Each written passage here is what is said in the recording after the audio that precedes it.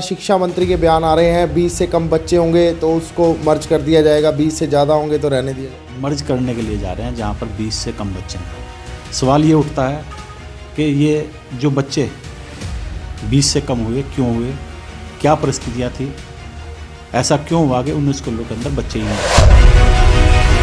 है। और हैरत के साथ साथ शर्म भी आती है हम लोगों को कि जब यहाँ के मंत्री चक्कर खा के गिर गए और कहा गया कि इनको तो हार्ट अटैक हुआ है, लेकिन हार्ट अटैक तो नहीं था, उनको तो सिर्फ चक्कर ही आए थे। और चक्कर खाने के बाद जब वो सिविल हॉस्पिटल जाते हैं 100 करोड़ रुपए की लागत से जो तैयार हुआ, उसका वहाँ पर डॉक्टर ही नहीं था और उनको प्राइवेट हॉस्पिटल में अपना जाकर इलाज कराना पड़ा। इससे शर्मनाक और कुछ हो ही नहीं सकता। स्कूल ऐसे हैं जिसके अंदर शौचालय ही नहीं है आज तक। स्कूलों के अंदर शौचालय भी अगर नहीं होगा तो ये भी एक सरकार के लिए शर्म की बात है। 131 स्कूलों के अंदर आज तक पीने का पानी नहीं है। दबाव के अंदर है हर नागरिक देश का, डर के साए में जी रहा है। मैं तो अपने यमुनानगर की बात करूंगा। ईडी की रेड अगर यहाँ खनन कारोबार से जुड़े लोगों के ऊपर हुई है तो उसकी जांच, मैं तो इतना कहूँगा कि वो जांच सही होनी चाहिए। क्योंकि 80% से ज़्यादा परचेज मात्र 10 या 20 लोगों ने इसका यूज किया। 20% परचेज ऐसी है जो सभी क्रैशरों में बटी है। वो क्रैशर आज बंद हो चुके, उनके व्यापार बंद हो चुके और कुछ लोग हैं जो खनन का पैसा खा रहे हैं और इस परचेज का यूज कर रहे हैं। उसकी जांच भी ईडी के अंदर होनी चाहिए। तो हरियाणा में शिक्षा को लेकर लगातार शिक्षा मंत्री के द्वारा दावे किए जा रहे हैं। वहीं स्कूलों को मर्ज करके कहीं ना कहीं स्कूलों को बंद करने की बात की जा रही है। तो हमारे साथ आम आदमी पार्टी नेता आदर्शपाल जी मौजूद हैं, उनसे एक बार बातचीत कर लेते हैं। सर, क्या कुछ कहना चाहेंगे? जिस तरीके से लगातार शिक्षा मंत्री के बयान आ रहे हैं 20 से कम बच्चे होंगे तो उसको मर्ज कर दिया जाएगा, 20 से ज़्यादा होंगे तो रहने दिया जाएगा, क्या कहेंगे? पहले तो मैं हरियाणा के सभी नागरिकों का, जगाधरी विधानसभा जिला के लोगों का लोहड़ी और मकर संक्रांति के पर्व पर बधाई देता हूं सभी को। और आप शिक्षा के मॉडल की बात करते हैं। हरियाणा के अंदर 9 साल में जब से हमारे इसकी जनता पार्टी की सरकार बनी, भारतीय जनता पार्टी की, उसके अंदर अब तक 394 स्कूल जो है बंद हो चुके और अभी 832 स्कूल जो हैं ये मर्ज करने के लिए जा रहे हैं जहाँ पर 20 से कम बच्चे हैं। सवाल ये उठता है कि ये जो बच्चे 20 से कम हुए क्यों हुए, क्या परिस्थितियाँ थी, ऐसा क्यों हुआ कि उन स्कूलों के अंदर बच्चे ही नहीं रहे। मर्ज करना सरकार की मजबूरी हो सकती है, लेकिन इसके क्या कारण है, हम तो ये क्वेश्चन इनको करना चाहते हैं। जब स्कूलों के अंदर टीचर ही नहीं होंगे तो बच्चे कहाँ से होंगे? ऐसा मॉडल इन लोगों ने चलाया। अभी मैं बात करूँगा 7349 बच्चे, ये मेरा आंकड़ा नहीं, हरियाणा सरकार का आंकड़ा है। ये दूसरे स्कूलों में मर्ज किए जाएंगे। कोई 2 किलोमीटर जाएगा, कोई 4 किलोमीटर जाएगा। छोटे छोटे बच्चे हैं।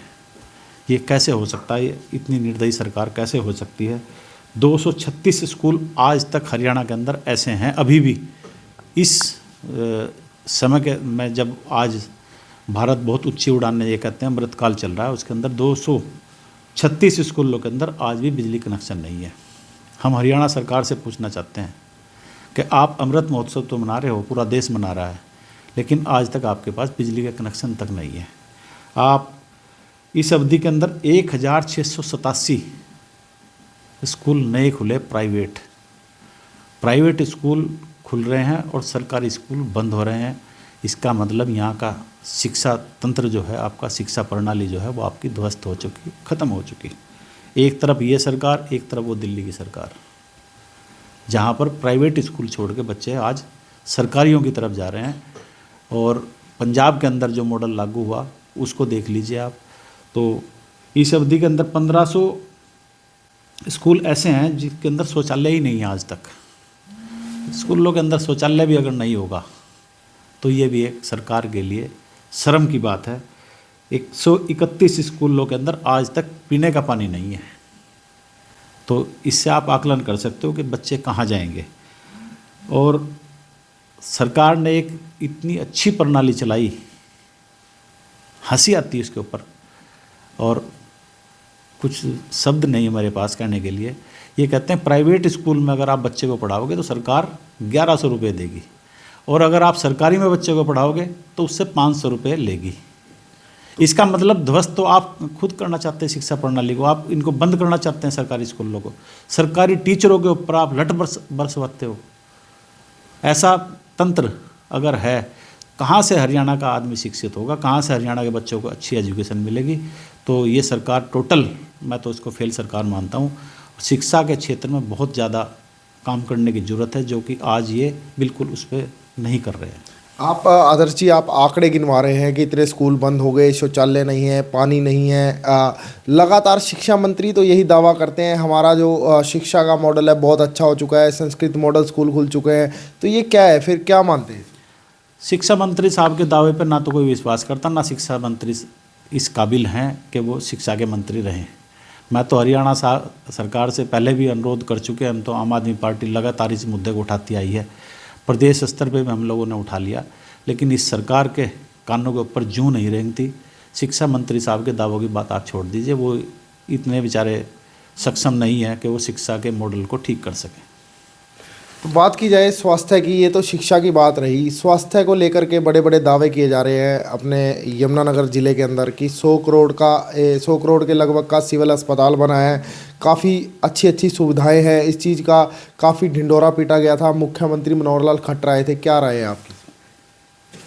अब शिक्षा का तो हो गया, देखो मूलभूत सुविधाओं के अंदर आती है शिक्षा, उसके बाद ये हमारा स्वास्थ्य, ये भी मूलभूत सुविधाओं के अंदर आता है। नागरिकों को स्वास्थ्य अच्छा होना चाहिए, उनको अच्छी मेडिकल फैसिलिटीज़ मिलनी चाहिए। अभी 100 करोड़ रुपए से ऊपर लगा के हमारे यहाँ सिविल हॉस्पिटल बनाया गया जगाधरी यमुनानगर के अंदर, और लोगों को एक उम्मीद बंधी थी कि यहाँ पर लोगों को सस्ता और अच्छा इलाज मिलेगा। लेकिन हैरत है, और हैरत के साथ साथ शर्म भी आती है हम लोगों को कि जब यहाँ के मंत्री चक्कर खा के गिर गए और कहा गया कि इनको तो हार्ट अटैक हुआ है, लेकिन हार्ट अटैक तो नहीं था, उनको तो सिर्फ चक्कर ही आए थे। और चक्कर खाने के बाद जब वो सिविल हॉस्पिटल जाते हैं 100 करोड़ रुपए की लागत से जो तैयार हुआ, उसका वहाँ पर डॉक्टर ही नहीं था, और उनको प्राइवेट हॉस्पिटल में अपना जाके इलाज कराना पड़ा। इससे शर्मनाक और कुछ हो ही नहीं सकता। आप 100 करोड़ लगा लीजिए, आप 200 करोड़ लगा लीजिए, आप कुछ भी, आप कमीशन खोरी कीजिए, पूरा पैसा खाइए, ठीक है ना। और शर्म आती है कहते हुए कि जहाँ पर आपके मंत्रियों का इलाज ही नहीं हो सकता, आम पब्लिक का कहाँ इलाज होगा। गाबा हॉस्पिटल के अंदर जाके, प्राइवेट हॉस्पिटल है गाबा हॉस्पिटल, यहाँ का एक नामी हॉस्पिटल है, वहाँ जाके इलाज होता है मंत्री का, तो इससे ज़्यादा और शर्मनाक क्या होगा। ये मॉडल इनका ध्वस्त हो चुका, सरकार अपनी विश्वसनीयता खो चुकी है बिल्कुल। हाल ही में यमुनानगर में ईडी की भी लगातार रेड हो रही है, बड़े बड़े लोगों का नाम सामने आ रहा है। क्या मानते हैं कि इस तरीके से विपक्ष के नेताओं पे, बात की जाए आम आदमी पार्टी के ही, अभी भी अरविंद केजरीवाल जी की गिरफ्तारी को लेकर लगातार मीडियाज़ में चल रहा है, तीसरा सम्मन भेज दिया है, क्या कहेंगे? ईडी की रेड क्या मानते हैं विपक्षी नेताओं? नहीं, ये तो विपक्ष को एक दबाने की कोशिश है। और ईडी की रेड अगर किसी कारोबारी के ऊपर होती है, किसी पॉलिटिशियन के ऊपर होती है, किसी ऑफिसर के होती है, तो आज दबाव के अंदर है हर नागरिक देश का, डर के साए में जी रहा है। मैं तो अपने यमुनानगर की बात करूंगा, ईडी की रेड अगर यहाँ खनन कारोबार से जुड़े लोगों के ऊपर हुई है तो उसकी जांच, मैं तो इतना कहूँगा कि वो जांच सही होनी चाहिए, ठीक तरह से होनी चाहिए। यहाँ पर एक सिस्टम इन्होंने किया, एक पोर्टल बनाया, परचेज देने का सिस्टम हुआ, वो कागजों में गाड़ी में परचेज आती है, हरियाणा सरकार उसको एक छोटी सी गाड़ी के अंदर परचेज दे देगी कि ये आपको 20 करोड़ रुपए की परचेज दे दी, 100 करोड़ रुपए की परचेज दे दी। उस परचेज को बेचने का काम यहाँ का खनन व्यापारी, जो भी खनन का काम करते हैं, वो लोग उसको परचेज को बेचते हैं। यहाँ के हमारे जितने भी वो लोग जो क्रैशर मालिक हैं, उनसे परचेज लेके आते हैं।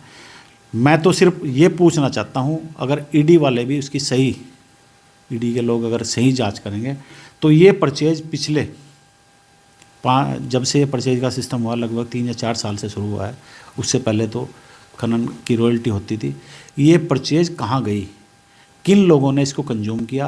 80% से ज़्यादा परचेज मात्र 10 या 20 लोगों ने इसका यूज किया। 20% परचेज ऐसी है जो सभी क्रैशरों में बटी है। वो क्रैशर आज बंद हो चुके, उनके व्यापार बंद हो चुके, और कुछ लोग हैं जो खनन का पैसा खा रहे हैं और इस परचेज का यूज कर रहे हैं। उसकी जांच भी ईडी के अंदर होनी चाहिए। तो क्या मानते हैं, कौन लोग हैं? क्या वो सरकार से जुड़े लोग हैं? बिल्कुल सरकार के लोग आदमी हैं वो, हमें इसमें कहने में कोई गुरेज नहीं है। वो टोटल सरकार के संरक्षण में पनप रहे हैं, पल रहे हैं, उन्हीं लोगों को फ़ायदा हो रहा है, बाकी लोगों के कारोबार ख़त्म हो चुके। मैं तो उन लोगों से भी अनुरोध करूंगा कि वो अपनी आवाज़ को उठाएं। लगातार आम आदमी पार्टी निष्पक्ष जांच की मांग करती है। अगर ईडी निष्पक्ष जांच करती है तो हम उसका स्वागत करेंगे। तो ये थे हमारे साथ आम आदमी पार्टी नेता आदर्श पाल, जिन्होंने अपनी शिक्षा, स्वास्थ्य और लगातार हो रही शहर में ईडी की रेड को लेकर अपनी बात रखी। तो फिलहाल क्या कुछ कहना है आपका भी कमेंट करके फिलहाल राय ज़रूर दीजिएगा। धन्यवाद।